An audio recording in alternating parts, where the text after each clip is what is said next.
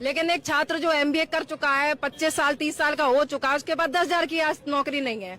शादी करने के लिए लड़के डर रहे हैं, लड़कियां डर रही हैं कि नौकरी नहीं है, हम खाएंगे हूँ कि आप हल्के आदमी नहीं है तो हल्की बातें क्यों कर रहे हैं विनय कटियार जी।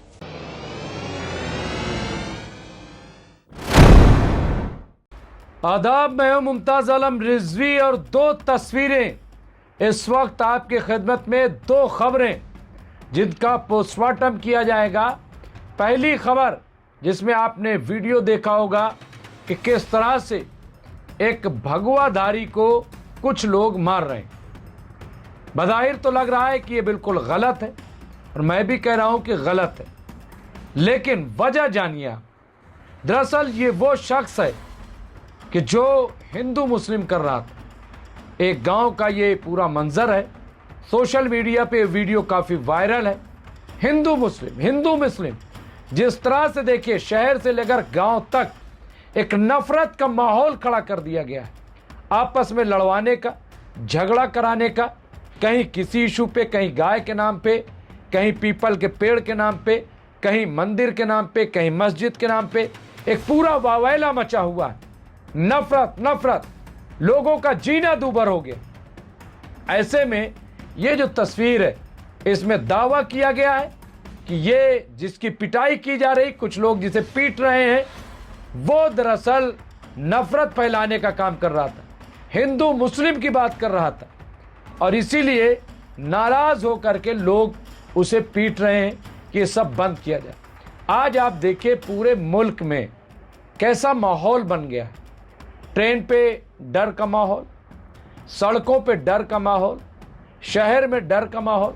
कई तस्वीरें, अभी कनॉट प्लेस से भी एक तस्वीर आई, एफआईआर दर्ज हुई है, लेकिन बहुत सारे ऐसे लोग, और मुझे लग रहा है कि इसके पीछे कहीं ना कहीं कोई बहुत बड़ी साजिश है कि हिंदुस्तान को बांटो और राज करो।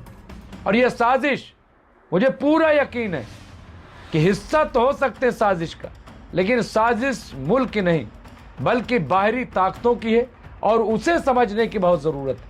और ऐसा जवाब मुझे लग रहा है कि अवाम ही इस नफ़रत को रोक सकती है, अवाम ही इस पे कदगन लगा सकती है। जहाँ कहीं भी, मुझे भी ऐसा लगता है, हिंदू मुस्लिम नज़र आए, वहाँ आपको आवाज़ उठानी है, वहाँ आपको बोलना पड़ेगा कि गलत है। आप क्यों हर जगह हिंदू मुस्लिम कर रहे हो? क्यों आप नफरत फैला रहे हो? क्यों आप दंगा कराने की साजिश कर रहे हो? अगर आपको कुछ गलत लग रहा है तो थाना है, पुलिस है, वहाँ जाइए। लेकिन आप देखिए कहीं भी आई कार्ड चेक करने लगते हैं, कहीं भी हिंदू मुस्लिम का नाम लेकर के मारपीट करने लगते हैं, कुछ भी। तो ये जो सिलसिला, भाई अगर कोई संदिग्ध है, कोई मशकूक है, आपको लग रहा है कि गलत है, पुलिस इंतजामिया है, पुलिस में जाइए, वहाँ शिकायत दर्ज कीजिए। लेकिन ये किन लोगों ने इस तरह का लाइसेंस दे दिया है कि कहीं कोई किसी को पीट रहा है, कहीं कोई किसी को मार रहा है, कहीं कोई दलित को मार रहा है, कहीं कोई मुस्लिम को मार रहा है, कहीं कोई पिछड़े को मार रहा है। भाई ये है क्या? तो ये बहुत ही अफसोसनाक है, बहुत ही शर्मनाक है। और ये तस्वीर जो है वो यहाँ पे उभर के सामने आई है, तो मुझे ऐसा लग रहा है कि आवाम भी अब समझ गई है, क्योंकि उसके सामने इतने बड़े मसाइल हैं, इतने बड़े मुद्दे हैं।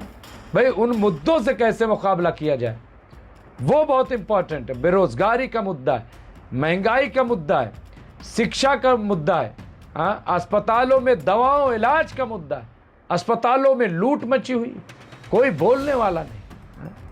आप शिक्षा में घोटाला रोज आए दिन पेपर लीक हो रहा है, कोई पूछने वाला नहीं। हिंदू मुस्लिम, और मीडिया भी उसी को उछालता है। आज प्राइवेट अस्पताल लूट के अड्डे बन गए, लूट के अड्डे। अभी मैं एक देख रहा था कि बताइए वहां पे सिर्फ एक पैर फ्रैक्चर हुआ था, 20-22 लाख का बिल बना दिया, 22 लाख का। अब और बॉडी भी, मतलब वो आदमी भी मर गया जिसके पैर में फ्रैक्चर हुआ था, 22 लाख का।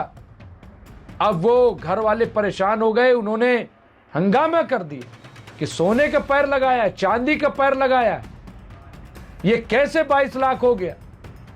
आईसीयू में ले जाते हैं, किसी को जाने नहीं देते, वहां क्या करते हैं क्या नहीं करते हैं कुछ पता नहीं।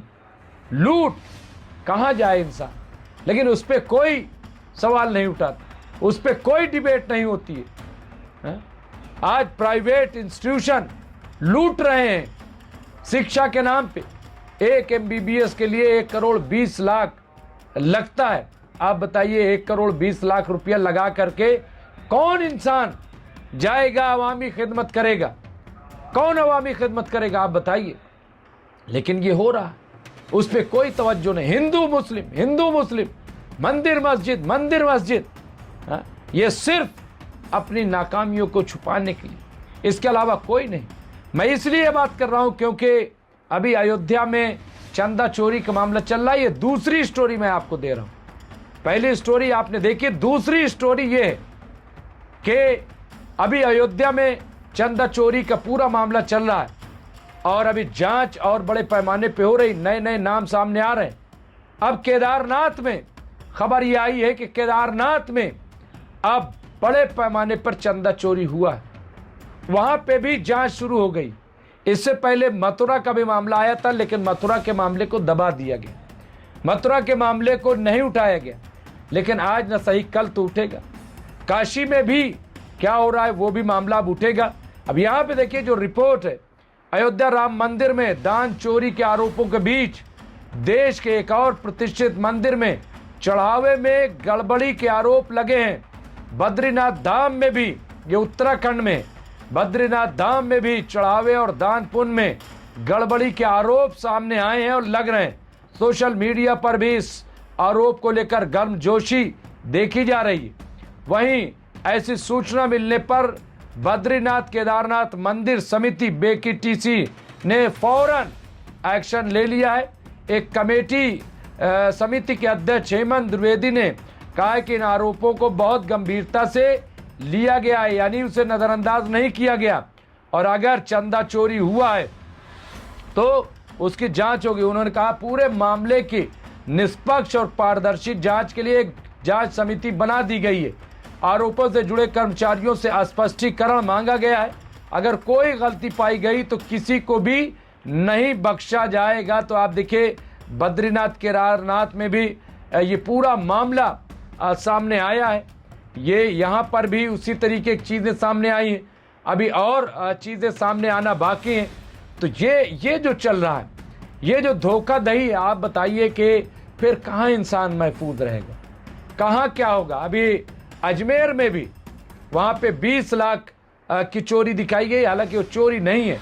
जैसा कि बताया जा रहा है कि किसी ने चढ़ावे के लिए कहा था और उसने वो चढ़ावा नहीं दिया, लेकिन इसको चोरी नहीं, लेकिन फिर भी वहाँ उस मामले को भी उठाया जाना चाहिए, ऐसा लोग कह रहे हैं। लेकिन चूंकि वो मामला ही नहीं बन रहा है और उसे जानबूझ करके उठाने की कोशिश हो रही थी। लेकिन ये आप देखिए बद्रीनाथ केदारनाथ अयोध्या मथुरा के भी नाम यहाँ हेमंत द्विवेदी ने सोशल मीडिया पर किए जा रहे उस दावे का भी खंडन किया, जिसमें एक कर्मचारी को उनका निजी सचिव बताया जा रहा है।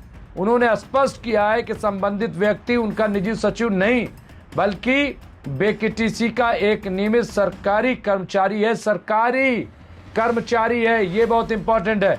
उन्होंने कहा यदि जांच में आरोप सही पाए जाते हैं तो किसी भी दोषी को बख्शा नहीं जाएगा।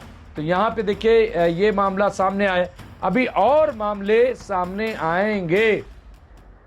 सवाल ये है कि अब इस पे बहस क्यों नहीं हुई? इस पर भी बहस होनी चाहिए, इस पे भी चर्चा होनी चाहिए। हाँ, तो जो रियल इशू है जब इस पे सवाल कीजिए तो बात तो सही है कि 24 घंटे का चैनल है और 24 घंटे में हम 18 घंटे इस तरह के मामले को भी दिखाते हैं। तो ऐसा नहीं है कि दिखाया नहीं जाता, लेकिन जिस तरह से एक ऑपरेशन चलाया जाता है किसी मामले में कि लगातार जब तक कार्रवाई न हो जाए, इसी तरह की कार्रवाई होनी चाहिए। और जो भी जहां भी हिंदू मुस्लिम करता दिखाई दे, जहां भी इस तरह की चोरी नजर आए, जहां पर भी नफरत का बाजार गर्म हो, मैं समझता हूं कि अवामी सतह पर अब जरूरत है कि आवाज उठाई जाए। देखिए, एक चीज़ समझ लीजिए कि हमारा विकास और हमारी भलाई इसी में है कि हम सब मिल कर के रहें, इत्तेहाद कायम करें।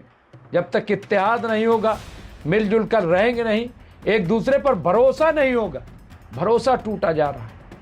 अभी हमने देखा कि एक 45 दिन तक अपने शौहर को मार के बाथरूम में एक औरत ने दफना दिया, वहां टाइल्स लगवा दी। 45 दिन बाद, जांच के बाद अब बात सामने आई। अब बताइए आदमी कहाँ जाए? कहीं ड्रम में मार करके फेंका जा रहा है, कहीं घर में ही दफना दिया जा रहा है, कहीं कुछ मामले आ रहे हैं, तरह तरह के इश्यूज, तरह तरह के मामले। ये किस दौर में रील के चक्कर में क्या क्या परोसा जा रहा है, ये भी हम देख रहे हैं। अब अवामी सतह पर बेदार होने की ज़रूरत है।